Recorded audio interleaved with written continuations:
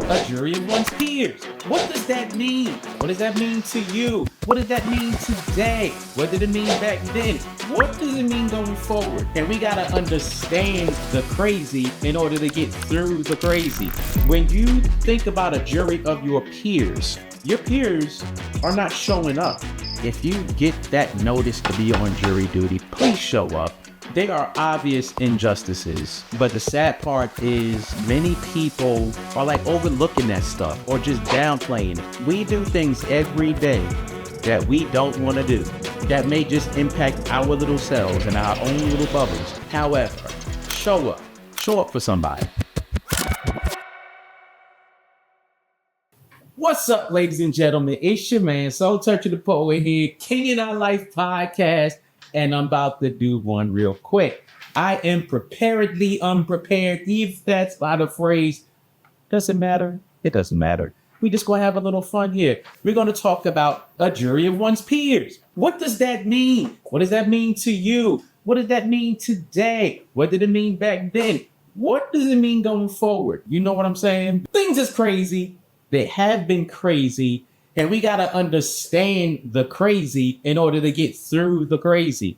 What has sparked this conversation? So I would listen to my girl, Rajava the Ruler, and she was talking about how she blew trial because she spent time incarcerated in the Florida system. She was talking about a jury of her peers and how no one looked like her, was from her background, and this, that, and the other.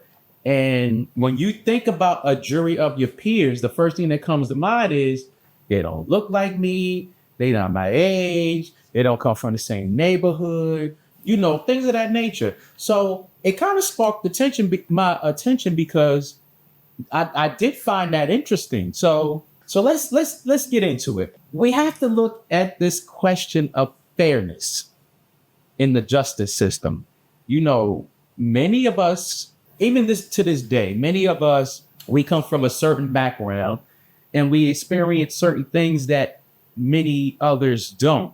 Now, from what I gather, from what I know, from what I've seen on TV, YouTube, the news, this, that, and the other, in certain circumstances, no one is exempt from the imbalance of our justice system.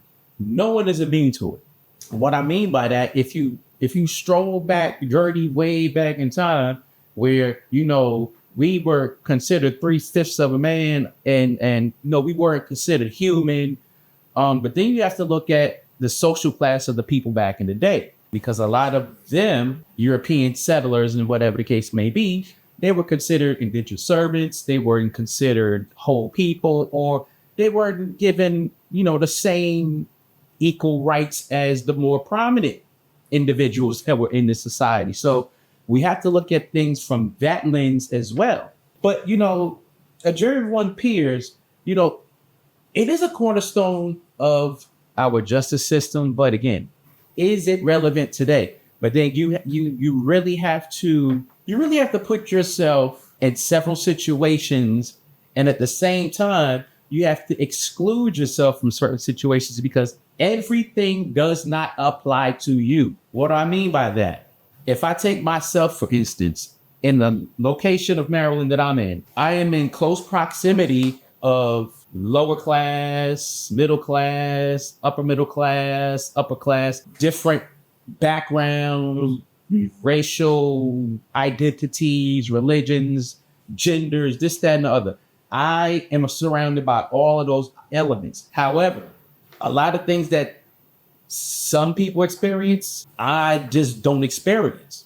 There was a time when I first moved out here, I was behaving like the common people. Now, I don't mean common people in a derogatory term. What I mean is people who just acted like they didn't have no goddamn sense. Let's just keep it that way. You know, I hung around those people. I didn't get into all the things that they did. However, you know, I did have to deal with the law on certain stupid occasions because of my own ignorance and stupidity. Let's keep it real. So let's look at the historical glimpse of jury of one peers and where that kind of originates from.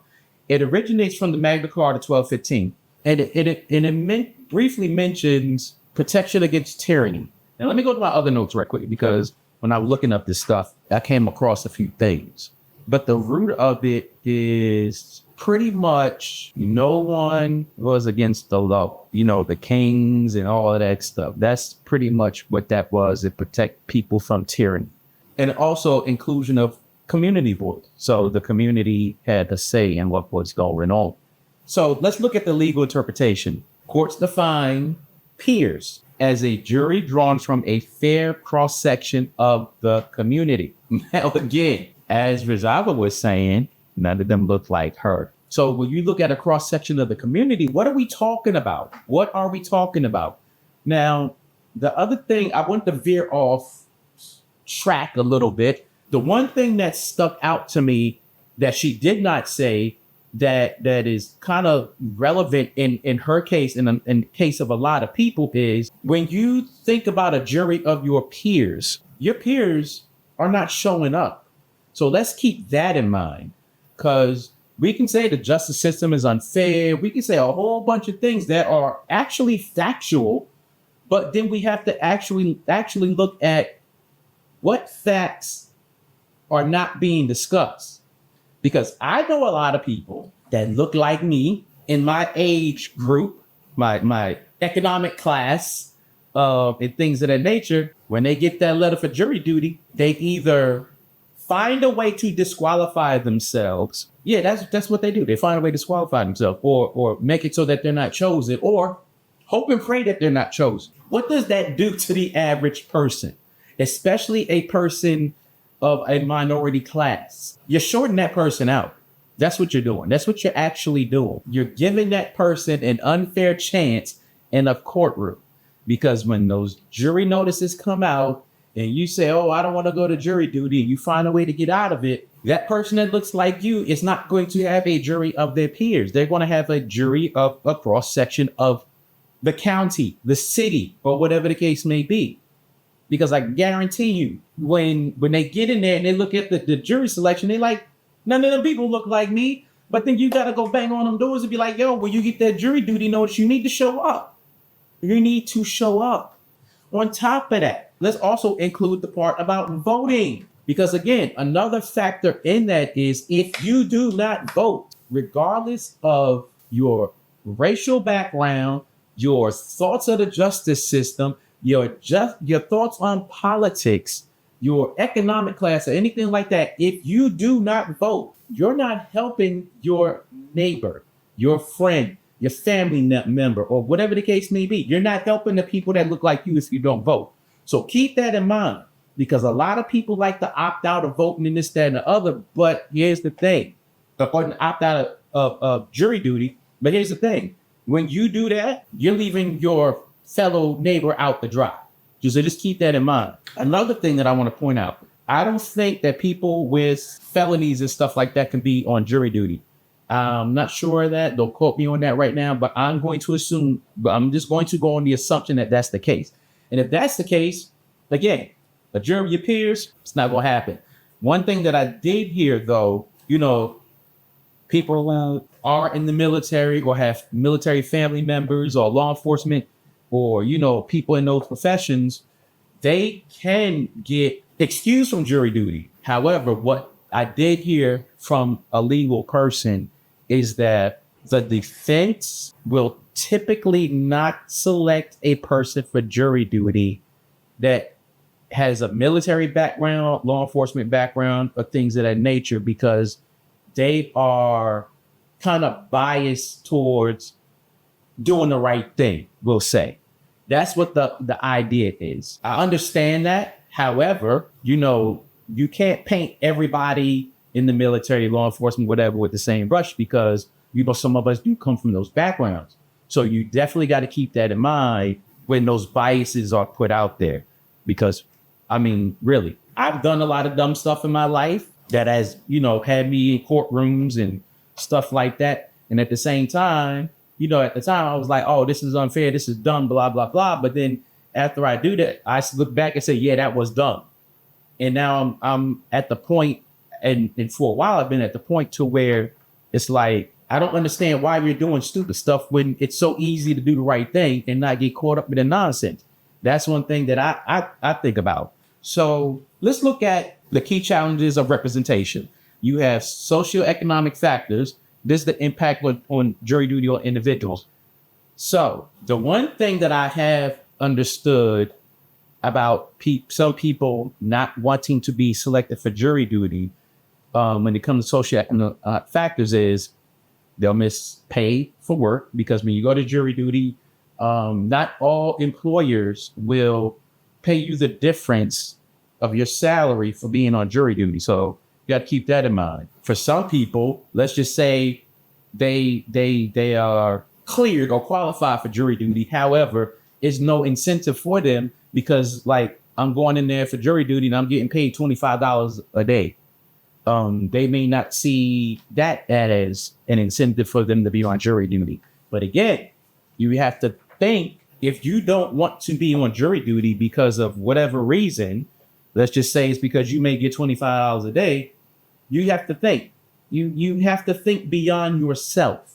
Selfless service to your community.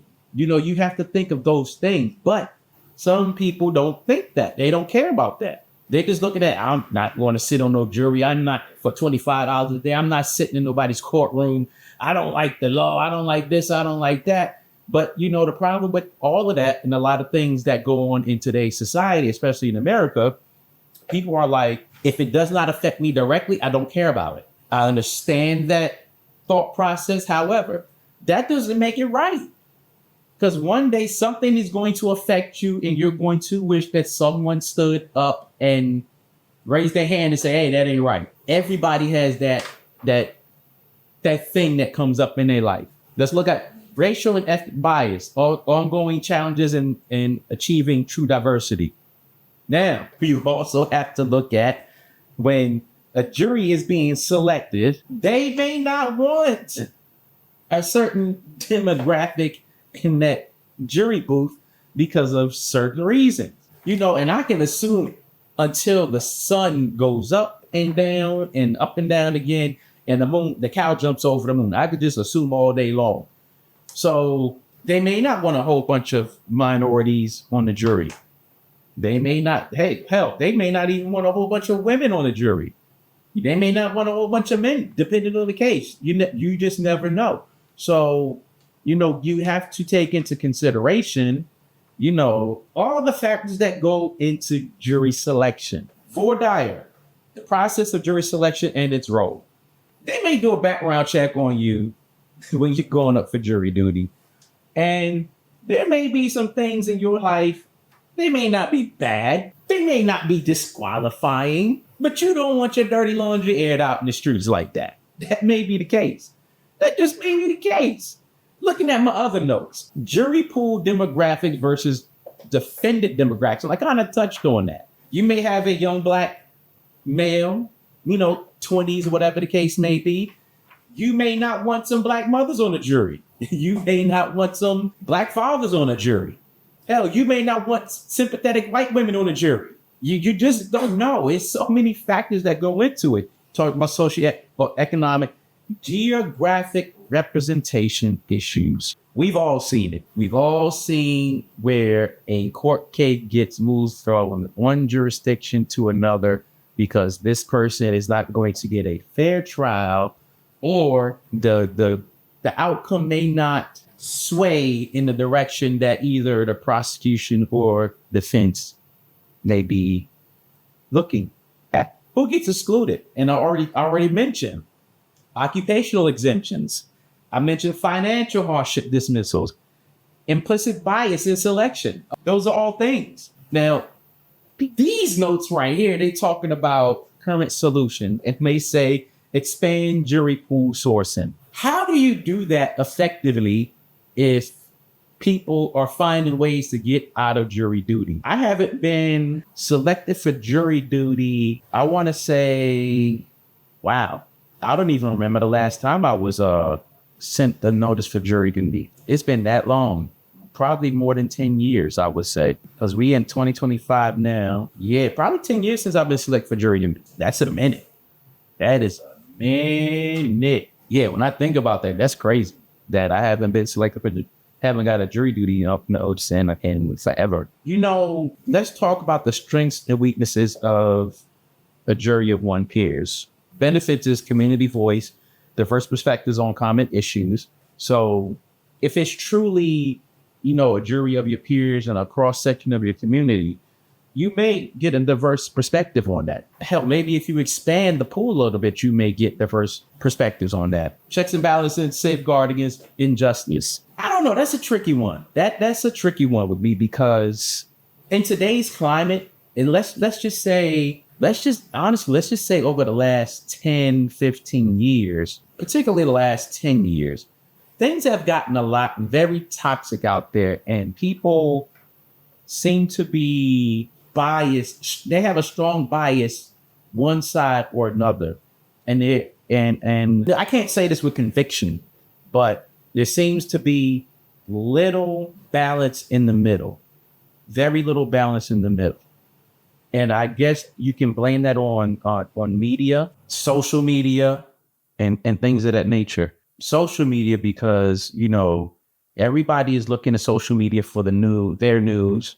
There's always bots and this, that, and the other. And, you got, hardliners on either side of the spectrum that got big platforms with podcasts and things of this nature. So you got to take that into consideration because it seems like everyone is so divided when it comes to a lot of issues. Like there are obvious injustices that occur every day. But the sad part is that many people are like overlooking that stuff or just downplaying it. And that's really nothing new because that's been going on for a long time, way before my time.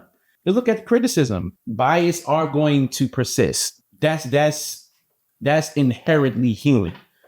Every person has a bias towards something, and it really does not, that crosses racial barriers, age barriers, gender barriers. To me, it doesn't matter if I'm on jury duty and I'm looking at a certain case or a certain individual.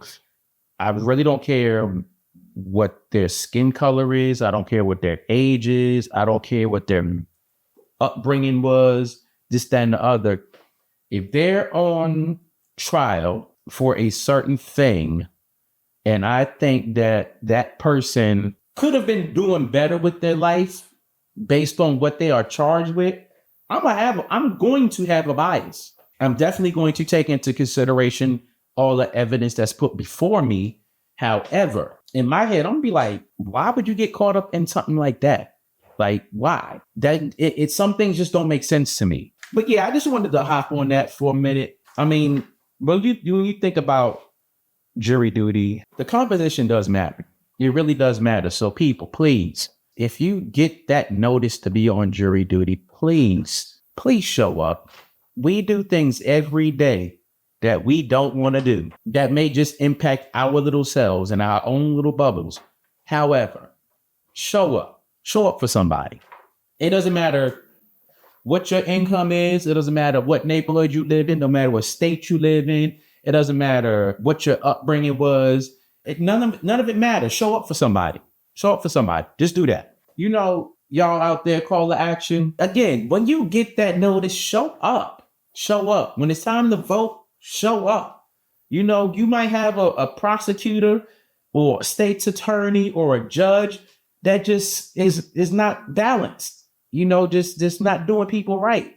But if you don't show up and put someone in there that's better to be representative of all, you make the justice system just a little better at some aspect. So show up. And, a jury of peers, it's for everybody. You know what I'm saying?